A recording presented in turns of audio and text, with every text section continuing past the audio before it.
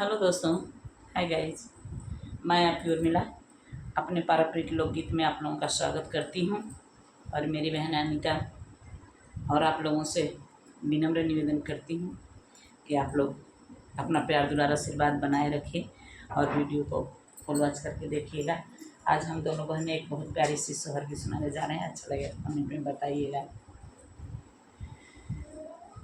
भादो महीना धीरतिया हो दरतिया भा यामन लागे रतिया भा यामन लागे हो मोरे ललना रामा रोहिणी तिथि अष्टमी तका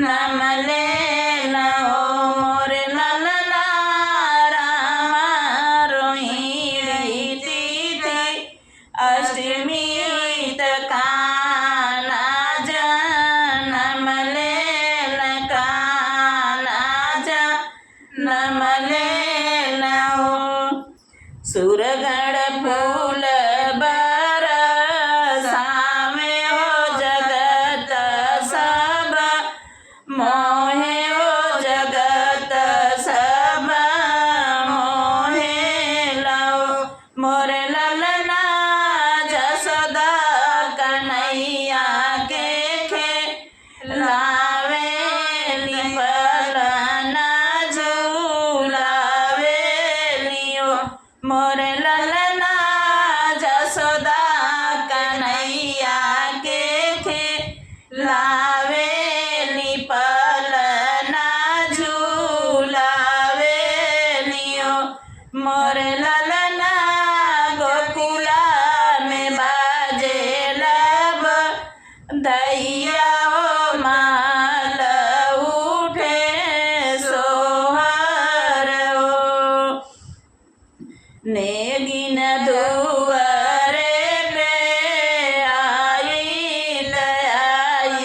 के रजगा में आई के रजगा में मोरे ललना दाई बाबा ने गचू कावे लकाना के दे खावे लो मोरे ललना नंद बाबा ने गवाचू कावे लकाना के देखावे लो कानक सवरी सूरतिया बहुत नीक लागे ओ बहुत नीक लागे लो मोरे ललना अखिया तावे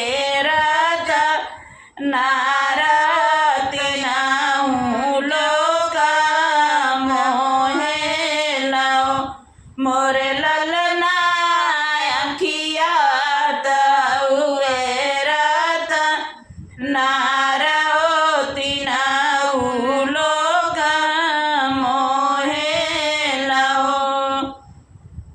खेलत जसोदा के आंगनवा में बाजे पाए जनियात बाजे पाए जनियात उठी के भागे न हो मोरे ललना गोड़वा में बाजे पाए जनिया ठुमुक ठुमुक नाचे लो मोरे ललना गोड़वा में बाजे पाए जनिया ठुमुक ठुमुक नाचे लो हाथवा में सोहेल बांसुरिया ओ कमर